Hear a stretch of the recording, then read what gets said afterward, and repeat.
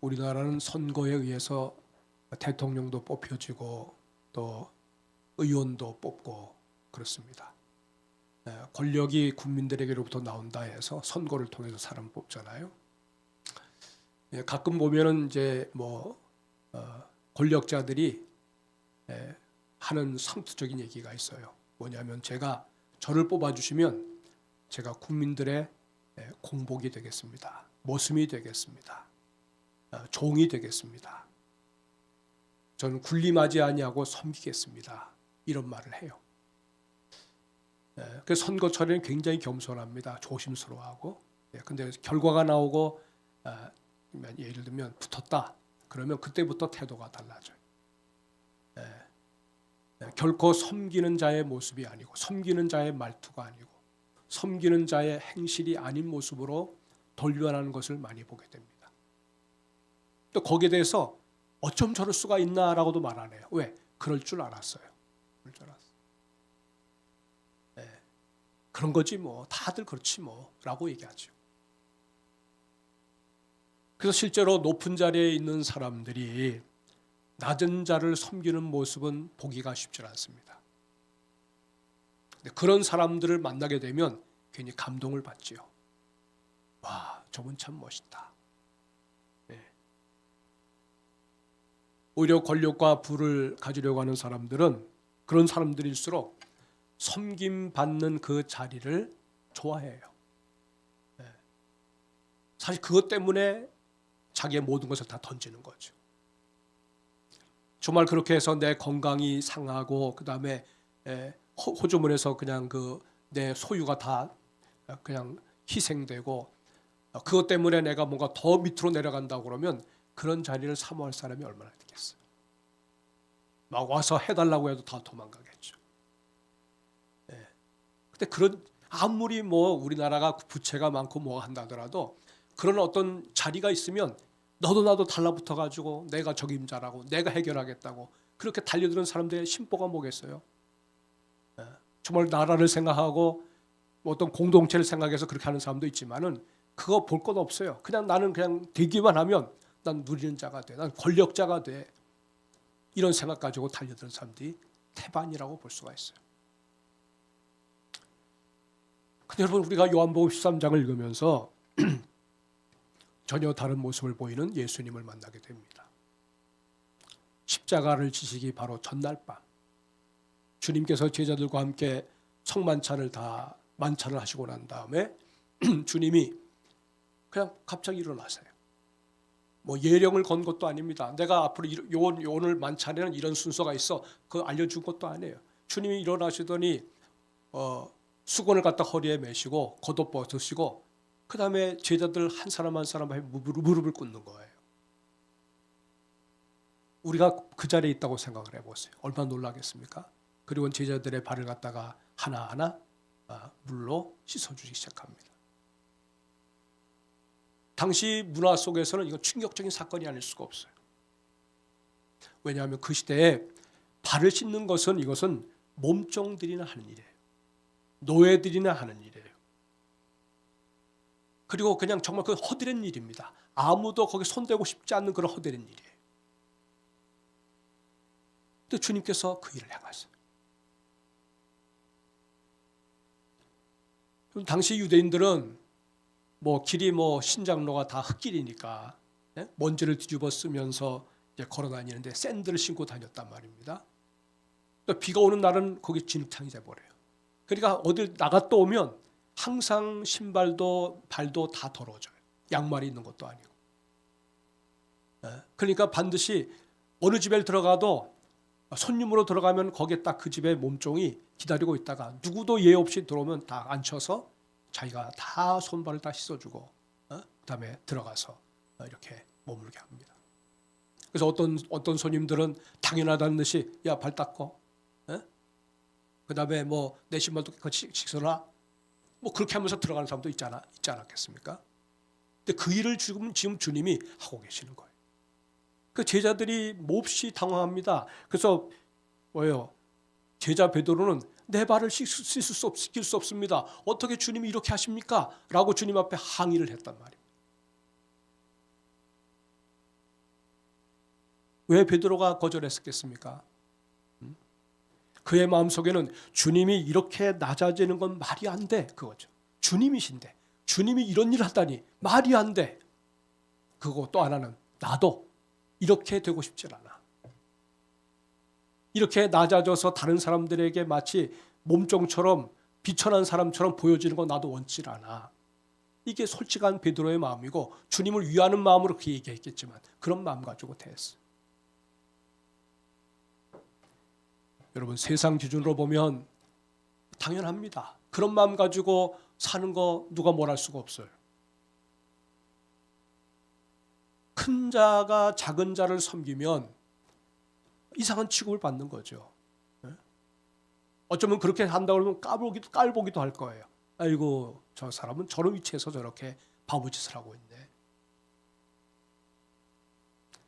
제가 군에서 있을 때 처음 이제 군대에 들어갈 때 84년 21년대를 갔는데 지휘관이 대령입니다. 네, 그분이 교회 나온 신자였어요. 근데 그 가운데 어느 날 보니까 중대장 한 사람이 병사들하고 같이 신장로 거기에 막 나무를 깎고 그다음에 돌을 이렇게 뭐 흐트러진 돌을 다 리어카에 심고 실어서 나르고 막 하는데 보니까 그 중대장 한 사람이 자기가 그냥 리어카를 끌고 다니면서 막 병사들이 또 옆에서 막 실어 나무도 뭐 잘라진 거 그다음에 돌들 막 거기 실어 담습니다. 근데 혼자 땀을 뻘뻘 흘리면서 그걸 끌고 다니는 거예요. 그 곁에서 가만히 지나가던 지휘관이 딱 보더니 그 다음날 회의를 들어갔는데 그 중대장을 향해서 전체 앞에서 야단을 치는 거예요. 그 내용이 뭐냐면 지휘관의 품위를 잃어버렸다는 거예요. 지휘관의 품위를. 어떻게 병사들 앞에서 그렇게 허드렛 일을 하면서 낮아졌냐. 병사들이 볼 때 뭐라고 생각하겠느냐. 그거죠. 전 나름대로 충격을 받았어요. 그럴 수 있고 그렇게 하는 사람 칭찬해 오른 거 아니겠어요? 그러니까 여러분 세상의 어떤 모습은 다 그런 거예요. 나름대로 그런 신분과 그런 지위가 있으면 당연히 섬김 받아야 되고 당연히 뭐예요? 군림하는 자세를 가져야 권위가 있다고 보는 거. 하나님의 교회 안에서는 그런 일이 일어나지 않는다는 보장도 없죠. 하나님의 집에서도 그런 일이 일어날 수가 있어요.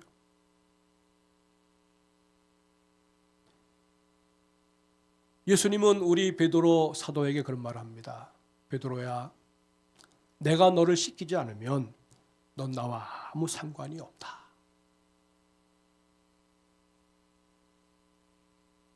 주님께서 이 말씀을 하셨는데 이 말씀의 의미가 뭐겠어요?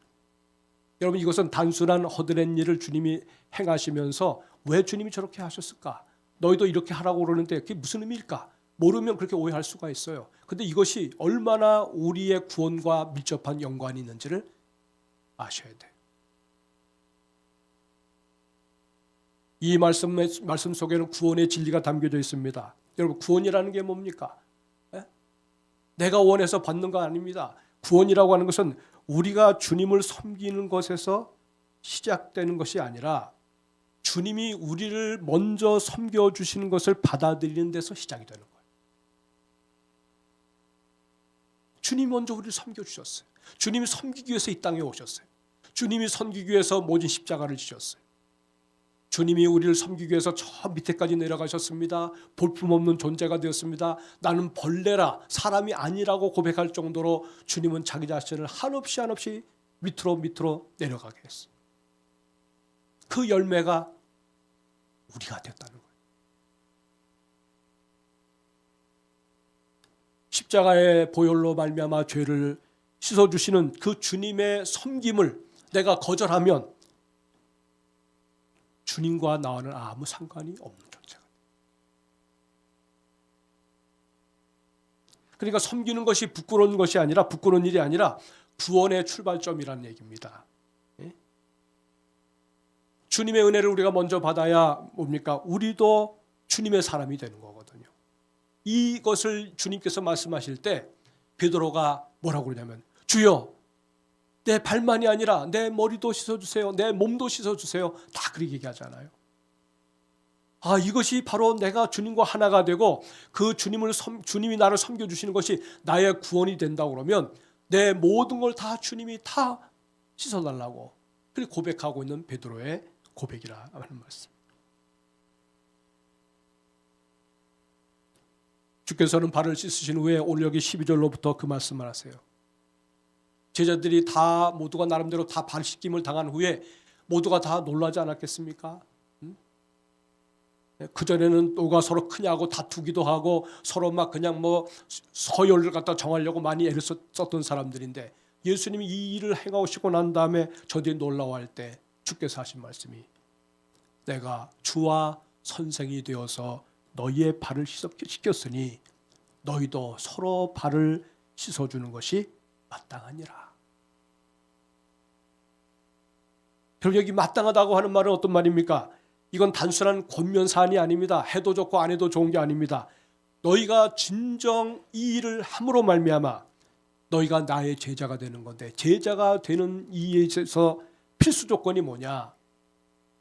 섬기는 것이라는 것을 얘기하고 계십니다.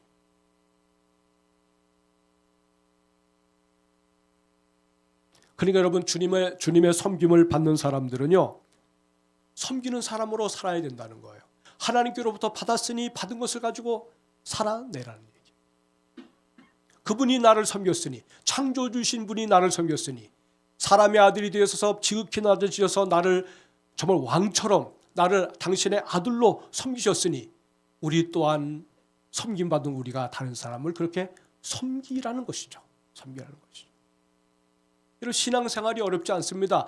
진리가 어렵지 않습니다. 단순합니다. 단순한 진리를 실제로 이것을 적용하면 그것이 바로 우리 주님 앞에서 아름다운 일인 거예요.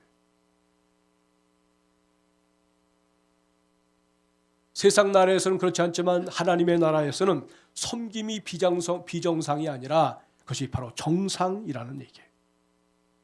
세상에서는 여러분 종이 하는 허드렛 일이지만은 하나님 나라에서는 가장 존귀한 사역이라는 말씀. 너희가 크고자 하느냐? 크고자 하면 모든 사람을 섬기라고 그랬어요. 그 사람이 큰 사람이라고 그랬어요. 그러니까 섬김의 영역이 줄어들수록 그는 작은 자가 되는 거고 섬김의 영역이 점점 클수록 그는 큰 자가 되는 거란 말이에요.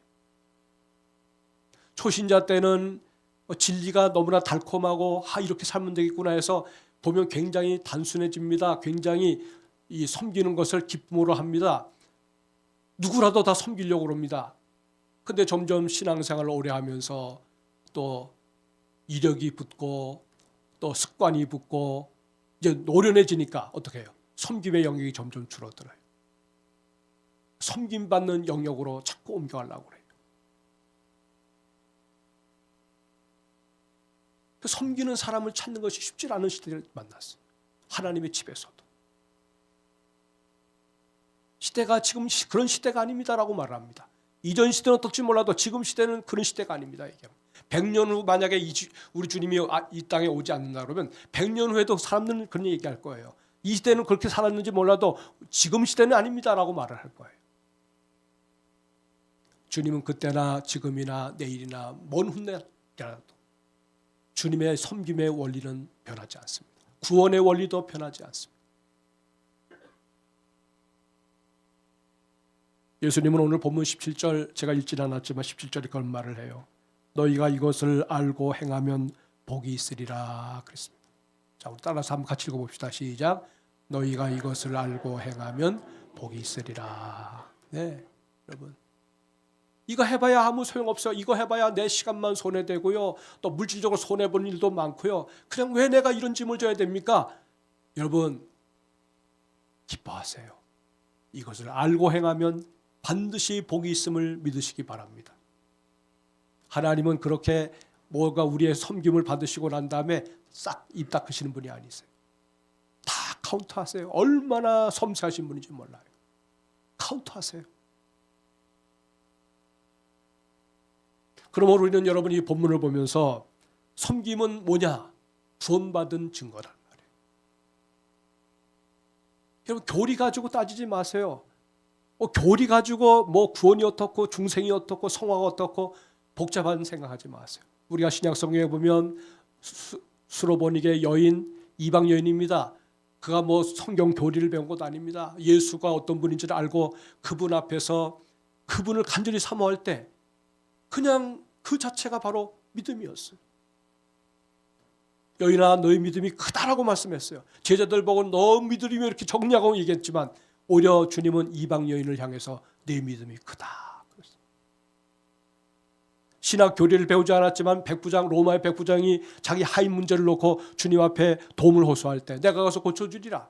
주여, 감히 내 집에 들어오는 것 감당하지 못하겠사오니 다만 말씀으로만 하시면 내 하인이 낫겠나이다. 나도 남의 수하에 있는 사람이요, 나도 내 아래에 부하가 있는데 위에 있는 상관이 나에게 뭐라고 한마디 하면 제가 그대로 듣는 것처럼 주께서 말씀만 하시오면 그대로 될 줄로 믿습니다. 여러분, 군인인데 당시에 교회를 나가본 사람도 아니에요.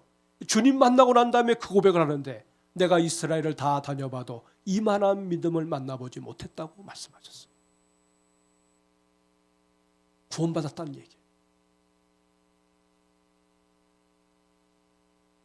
여러분, 섬김의 모습을 가지고 살아갈 때 우리는 알게 됩니다. 뭘 알아요?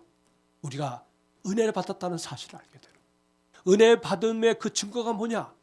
바로 섬김인 거예요. 섬김. 진짜 주님의 제자는 주님께 받은 사랑을 흘려보냅니다. 주께서 하신 것처럼 흘려보내요. 누가 더불어 같이 오래 지내다 보면 어떡합니까? 닮죠. 친구도 닮아요. 부부도 닮습니다. 스승과 제자도 닮습니다.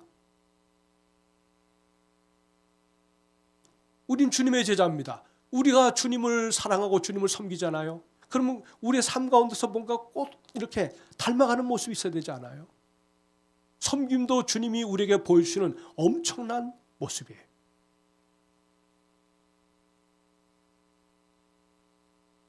또한 이 섬김이라고 하는 것은 세상과 교회를 구분짓는 표지예요. 세상에서는 섬김은 약자의 몫이지만, 섬김은 약자들이 하는 몫이지만 하나님의 나라, 교회에서는 섬김이 제자의 자격이에요. 아, 저 사람이 주님의 제자구나. 12제자만 있는 거 아닙니다. 이 시대를 살아가는 제자들이 있는데, 주님의 제자들인데 그 제자들을 무엇으로 알 수 있느냐? 섬김으로 알 수 있는 거예요. 요한복음 13장 35절에 보면 우리 같이 읽어볼까요? 시작. 너희가 서로 사랑하면 이로써 모든 사람이 너희가 내 제자인 줄 알리라. 아멘. 너희가 서로 사랑하면 모든 사람이 너희가 내 제자인 줄 알리라. 신자들이 서로 사랑하고 격려하고 위로하고 살면 아, 저분은 주님의 제자로. 주님의 사람이 불신자들과 더불어 교제하는데 불신자는 싸우려고 그러고 제자는 그를 사랑하고 용서하려고 하면 사람들이 볼 때 아, 저분은 주님의 제자로구나.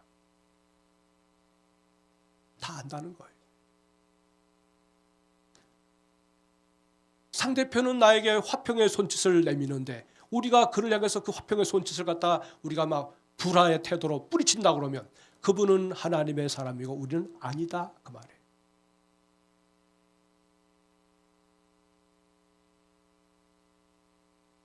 여러분, 이 섬김은 단순한 어떤 윤리적인 어떤 그렇게 한번 살아봐 그러면 좋아 편해 다들 그렇게 살기를 원하는데 안 되잖아 그냥 한번 살아봐 그게 아니고 섬김은 바로 우리 그리스도인들의 삶의 본질입니다. 본질이고 또 본보기가 되어야 된다.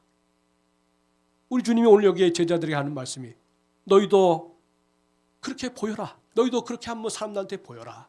이것이 바로 본질이고 우리가 매사의 삶에서 보여야 될 모습이다 그 말이에요. 주께서 하신 그대로 우리도 해야 한다고 말씀하십니다. 단순한 친절이 아니라 구원을 경험한 자들의 자연스러운 반응이 섬김이라는 말씀이에요. 그러니까 여러분 우리가 지금 계속 환대에 대해서 배우고 있는데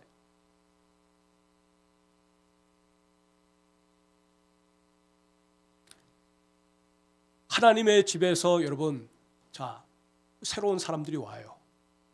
초신자들이 다 오잖아요. 우리도 다 초신자로 시작했잖아요. 근데 사랑한다는 말이 그런 거 아니겠어요?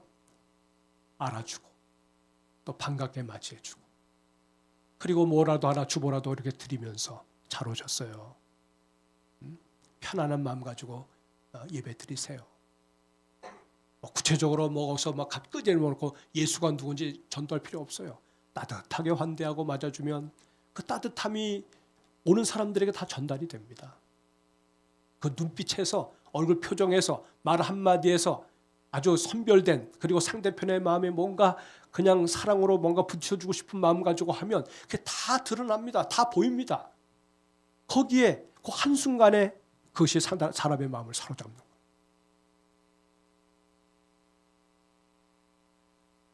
제가 초등학교 3학년 때 시골에서 서울로 이사 왔습니다. 얼굴이 새카맸어요. 학교 가니까 다 놀려요, 저를. 깜시라고, 까맣다고. 그래서 전부 다 깜시라고 그러고 무시하고 그러는데 쌍둥이 자매가 있어요. 연희하고 연한이라고 하는 자매예요. 제가 남의 이름 잊어버리기 유명한 사람인데 좀처럼 사람 이름 못 잊어요. 저 잃어버려요. 기억을 못해요. 근데 지금으로부터 진짜 뭐 엄청난 오랜 세월이거든요. 근데 그 두 자매가 나를 놀리는 아이들 앞에 딱 들어와가지고 아이들 막 나무라요. 나무라고 그 다음에 너 괜찮니? 예? 쟤네들 뭐라는 거 신경 쓰지 말어. 싹 웃어줍니다. 근데 그때 그들이 한 말이 지금도 생각나고 그때 그들이 보인 그 하얀 그 웃음이 지금도 생각이 나요. 그래서 그때를 생각하고 지금도 내가 미소 지을 때가 많아요. 환대가 이렇게 엄청난 사건을 만드는 거예요. 오늘 우리 집에 하나님의 집에 들어온 분들 중에 아마 그렇게 해서 주님과 연결된 분들이 많이 있을 거예요. 그때 그분이었기 때문에 그분이어서 내가 인도받아 여기까지 왔습니다. 그분은 그걸 인식하지 못할 수도 있어요. 잊어버릴 수도 있어요. 그러나 그가 보인 한마디의 말, 그가 보인 한마디의 그런 열린 마음 가지고 대한 태도가 다른 사람의 일생을 바꿀 수가 있다는 거예요. 반대도 마찬가지예요. 그때 한마디의 말이 상대편을 다시 일으킬 수 없는, 그래서 주저앉게 만드는 말이 될 수도 있다는 얘기죠. 여러분, 교회에서 주방 봉사를 합니다. 사실 식사 준비하는 거, 설거지하는 거 남이 볼 땐 다 허드렛 일이잖아요. 집에서는 감히 상상도 못한 일 아닙니까? 아무도 도와주지 않고 아무도 인정해주지 않을 때도 많아요. 그렇지만 여러분, 이 섬김으로 우리가 생각해 본다면 하나님 나라의 중요한 영역에서 지금 영광스러운 일을 하고 있는 것이죠. 주차 안내하는 것도 마찬가지예요. 그냥 그 뜨거운 여름에 저 바깥에서 안내하면서 하나님의 집으로 사람들 안내하시는 분들의 그 수고, 그건 정말 하나님께서 보시기에 너무나 귀한 하나님의 사역이에요. 아무도 손 내밀어서 뭔가 도와주지 않으려고 그럴 때 그때 손을 내밀어 주면서 함께 하고자 하는 사람들을 만나는 거, 이건 엄청난 큰 축복이 아닐 수가 없어요.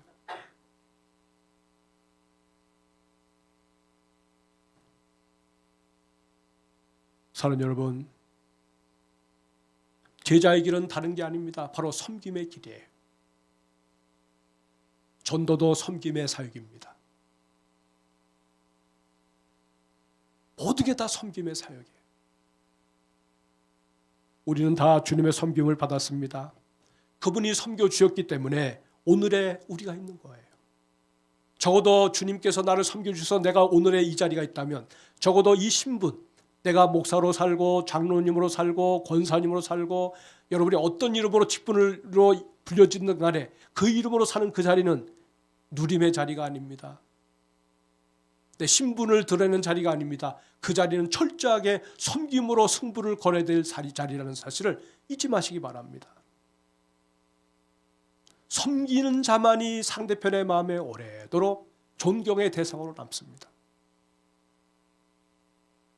쉽게 잊혀지는 존재가 아니고 정말 두고두고 내 삶의 모델이 되고 나도 그렇게 되고 싶다고 하는 그 열망을 불러일으키는 그런 관계를 만들어주는 소중한 하나님의 사람, 섬김의 사람, 그 사람이 바로 제가 되고 여러분이 될 수 있기를, 또 새롭게 시작되는 우리 남서울 우리 교회 새로운 예배 초소에서 소중한 사람들을 만나는데 그냥 흘려보내는 것이 아니라 그들이 우리의 섬김을 통해서 우리의 말짓, 우리의 말 한마디에 미소 또 행동을 통해 가지고 저들이 이곳을 이 땅에서 신령한 집으로 삼아 함께 하나님 나라를 세워가는 그런 이웃들로 만들어내는 그 역할을 저 여러분이 할 수 있기를 주의 이름으로 축복합니다.